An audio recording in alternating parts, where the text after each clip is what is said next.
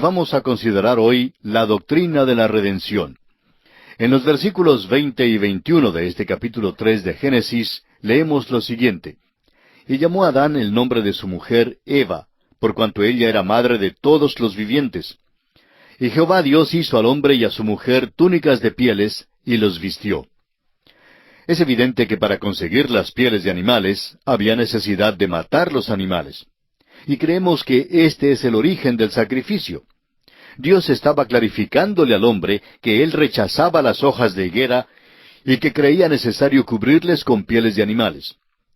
Cuando Adán y Eva salieron del huerto de Edén, miraron hacia atrás y vieron un sacrificio sangriento. Al mirar atrás, pudieron ver allí a los querubines, como vamos a ver en un momento. Cuando salieron del huerto de Edén y miraron atrás, vieron exactamente lo que Dios hizo que Moisés pusiera en el propiciatorio. Había dos querubines que miraban la sangre en el propiciatorio. Ese era el camino a Dios. Ahora hay aquí 4 grandes lecciones y podemos aprender de las hojas de la higuera y del hecho de que Dios les cubrió con pieles de animales. En primer lugar, el hombre debe tener una cubierta adecuada para acercarse a Dios. No puede llegarse a Dios cubriéndose con sus propias buenas obras. En segundo lugar, las hojas de la higuera no son aceptables. Son hechas en casa y Dios no acepta un vestido hecho en casa. En tercer lugar, es Dios quien debe proveer el vestido apropiado o la cubierta apropiada. Y en cuarto lugar, esta cubierta se obtiene solo por medio de la muerte del Señor Jesucristo. Amigo oyente, el hombre debe tener un sustituto entre él y la ira de Dios. La cosa más difícil del mundo para un hombre es tomar su legítima posición delante de Dios. La salvación, amigo oyente, viene cuando usted y yo tomamos nuestro lugar apropiado como pecadores delante de Dios. Consideremos ahora los 3 últimos versículos, del 22 al 24. Y dijo Jehová Dios, He aquí el hombre es como uno de nosotros, sabiendo el bien y el mal. Ahora pues, que no alargue su mano, y tome también del árbol de la vida, y coma, y viva para siempre. Y lo sacó Jehová del huerto del Edén, para que labrase la tierra de que fue tomado. Echó pues fuera al hombre, y puso al oriente del huerto de Edén querubines, y una espada encendida que se revolvía por todos lados, para guardar el camino del árbol de la vida. Todo lo que podemos decir a esto es, gracias a Dios que Él no permitió que el hombre comiera del árbol de la vida, porque esto hubiera significado que el hombre tendría que vivir eternamente en el pecado. Dios no va a dejar que el hombre haga eso. Y eso en realidad es una bendición. Ahora, esto no quiere decir que Dios puso una barricada en el camino. En realidad significa que el camino de la vida se mantuvo abierto para que el hombre llegara a Dios. Pero ahora ese camino no es por medio del árbol de la vida. La salvación debe venir por medio de un sacrificio, el sacrificio de Cristo Jesús en la cruz del Calvario. Entramos ahora a considerar el capítulo 4 del libro de Génesis. Como un breve repaso, podemos decir que los capítulos 1 y 2 de Génesis nos dan la historia de la creación. Los capítulos 3 y 4 nos dan el relato de la entrada del pecado a la raza humana. En Génesis capítulo 3 tenemos la raíz del pecado. Génesis capítulo 4 nos presenta el fruto del pecado. Surge entonces la pregunta, ¿qué tan malo es el pecado? Bueno, permítanos decirle, amigo oyente, que el hombre aquí no estaba simplemente sufriendo de envenenamiento de la sangre. No le había ocurrido algo pequeño. Este capítulo 4 revela cuánto en realidad le había ocurrido al hombre, y que por su incredulidad y por su desobediencia y ahora por su alejamiento de Dios, él había pecado de tal manera que acarreó el juicio de Dios sobre sí mismo y sobre toda la raza humana. Amigo oyente, usted y yo tenemos la misma clase de naturaleza que tuvo nuestro padre. Y permítanos decirle que papá Adán nos ha dado a todos nosotros una naturaleza bastante mala. Eso es algo que necesitamos ver aquí. Y se revela en la historia de los 2 hijos de Adán y Eva. Ahora, ellos tuvieron más hijos, pero solo se nos da estos 2 aquí. Es probable que Adán y Eva nunca comprendieron por completo la extensión de su acto de desobediencia y cómo sumergieron a la raza entera en el pecado y la miseria. Sin embargo, en este capítulo, ellos comenzarán a ver los resultados del pecado, la maldad excesiva del pecado. Leamos ahora los versículos 1 y 2 del capítulo 4 de Génesis. Conoció Adán a su mujer Eva, la cual concibió y dio a luz a Caín, y dijo, por voluntad de Jehová he adquirido varón. Después dio a luz a su hermano Abel, y Abel fue pastor de ovejas, y Caín fue labrador de la tierra. Estos versículos revelan el hecho de que Adán y Eva ciertamente no anticiparon que la lucha sería larga. Cuando nació Caín, Eva dijo, por voluntad de Jehová he adquirido varón. Dios había dicho, la simiente de la mujer, y por tanto ya pensaba que aquí estaba el prometido. Pero Caín no era el que venía. En efecto, él fue un asesino. No era ningún salvador. Tendría que pasar primero mucho tiempo antes que viniera el Salvador. Tendrían que pasar unos 6,000 años, y creemos que ha sido un tiempo aún más largo que eso. Pero la lucha sigue entre la simiente de la mujer y la de la serpiente. Ahora notemos que les nació otro hijo. Dice el versículo 2 de este capítulo 4 de Génesis, después dio a luz a su hermano Abel. Y Abel fue pastor de ovejas, y Caín fue labrador de la tierra. Estos dos hijos son los personajes que vamos a observar ahora. El versículo 3 de este capítulo 4 de Génesis nos dice, y aconteció andando el tiempo, que Caín trajo del fruto de la tierra una ofrenda a Jehová. Esta expresión, andando el tiempo, significa en realidad al final de los días, lo cual quiere decir en el día de reposo, y creemos que se refiere al día en que Dios había descansado. Leemos pues, y aconteció andando el tiempo, que Caín trajo. Y la idea aquí es que él trajo a un lugar designado. De modo que están trayendo una ofrenda a Dios a un lugar designado para la adoración. Todo esto indicaría, por supuesto, que lo están haciendo por revelación. En efecto, estamos seguros que lo hacen así. ¿Cómo lo sabemos? Bueno, miremos en la carta a los Hebreos en el capítulo 11, donde dice, por la fe Abel ofreció a Dios más excelente sacrificio que Caín. Dice, por la fe. ¿Cómo podría ofrecerlo por la fe? Bueno, el apóstol Pablo dice que la fe es por el oír, y el oír por la palabra de Dios.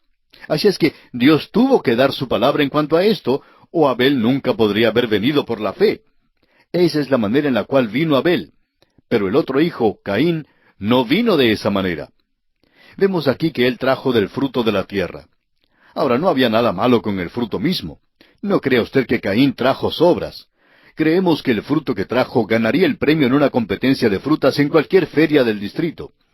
Él trajo frutos deliciosos y los trajo como ofrenda al Señor. Y los versículos 4 y 5 de Génesis 4 dicen, y Abel trajo también de los primogénitos de sus ovejas, de lo más gordo de ellas, y miró Jehová con agrado a Abel y a su ofrenda, pero no miró con agrado a Caín y a la ofrenda suya. Y se ensañó Caín en gran manera, y decayó su semblante. Ahora alguien dirá acerca de Caín y su ofrenda que no ve nada de malo en lo que hizo Caín de ninguna manera. Bueno, Judas, hablando de los apóstatas en los últimos días, dice en el versículo 11 de su epístola que han seguido el camino de Caín. Ahora, ¿cuál es ese camino? Bueno, cuando Caín trajo una ofrenda a Dios, no vino por fe. Caín vino por su propio camino, y la ofrenda que trajo negó en primer lugar que el ser humano es malo. Amigo oyente, Dios ya había dicho que el camino de regreso a Él tendría que ser por medio de un sacrificio. El sacrificio debía señalar al Redentor que habría de venir al mundo. Y esa era la base en que debían venir. No debían venir trayendo las obras de sus propias manos. El venir así niega, en segundo lugar, que el hombre está separado de Dios. Caín actuó como que todo estaba bien. Y eso es lo que el liberalismo hace hoy. Ellos hablan de la paternidad universal de Dios y la hermandad universal de los hombres. Pero amigo oyente, las cosas no andan bien con el género humano hoy en día. El hombre está separado de Dios. Nosotros no nacemos como hijos de Dios. Tenemos que nacer de nuevo, para entonces llegar a ser hijos de Dios. Caín rehusó reconocer que estaba separado de Dios, y multitudes hoy rehúsan reconocerlo. Luego, en tercer lugar, Caín negó el hecho de que el hombre no puede ofrecer buenas obras a Dios. Él creyó que bien podía ofrecerlas. El apóstol Pablo en su carta a Tito, capítulo 3, versículo 5, dice, nos salvó, no por obras de justicia que nosotros hubiéramos hecho, sino por su misericordia, por el lavamiento de la regeneración y por la renovación en el Espíritu Santo. Y podemos ver que la diferencia entre estos dos hermanos no era una diferencia de carácter de ninguna manera. La diferencia estaba en la ofrenda que trajeron. Estos dos muchachos tuvieron los mismos antecedentes, tuvieron la misma herencia y el mismo ambiente. No había tanta diferencia entre ellos. No nos diga que Caín recibió su mala disposición de un tío alcohólico. Él no tenía un tío. Y no diga que Abel salió con una buena disposición por una tía muy refinada por parte de su madre, porque no tenían tíos ni tías. La diferencia no se encuentra en la herencia ni en el ambiente. La diferencia, amigo oyente, se halla en la ofrenda. Es la ofrenda la que establece la diferencia entre los hombres hoy en día. Ningún cristiano debe mantener el criterio de que es mejor que otro. Lo que realmente establece la diferencia es reconocer que es pecador como lo es todo el mundo, y que necesita una ofrenda, necesita un sacrificio, necesita que alguien tome su lugar y muera por él. En su carta a los Romanos capítulo 3 versículo 25, el apóstol Pablo dice, a quien Dios puso como propiciación por medio de la fe en su sangre. Luego agrega en esa misma carta, capítulo 10 y versículo 3, porque ignorando la justicia de Dios y procurando establecer la suya propia, no se han sujetado a la justicia de Dios. Lamentablemente, esa es la descripción de muchas personas en nuestros días. Tratan por medio de la religión, de la membresía de una iglesia y de las buenas obras de hacerse aceptables a Dios. Pero amigo oyente, la justicia de Dios solo puede llegarle por medio de Cristo Jesús, quien es el único que puede proveerla. El apóstol Pablo en su carta a los Romanos capítulo 4 versículo 25 dice, el cual fue entregado por nuestras transgresiones y resucitado para nuestra justificación, es decir, para nuestra justicia. Él tomó nuestro lugar, Él fue hecho pecado por nosotros, para que nosotros fuésemos hechos justicia de Dios en Él. Caín trató de llegar por su propia justicia. Pero escucha al apóstol Pablo una vez más en su carta a los Filipenses, capítulo 3, versículo 9, donde dice que él deseaba ser hallado en él, no teniendo mi propia justicia, que es por la ley, sino la que es por la fe de Cristo, la justicia que es de Dios por la fe. Esa era la fe que tenía Abel. Vemos pues que la diferencia entre estos dos hijos no se encuentra en la línea sanguínea.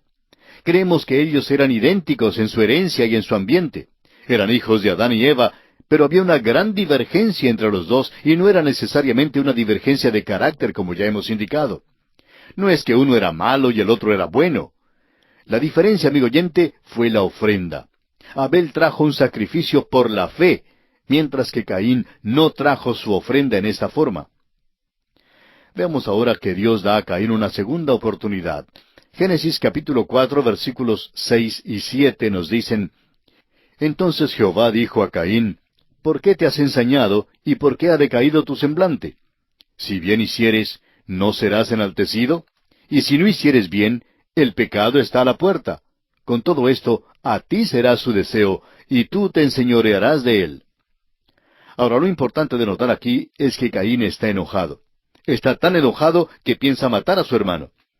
Detrás del homicidio siempre está el enojo.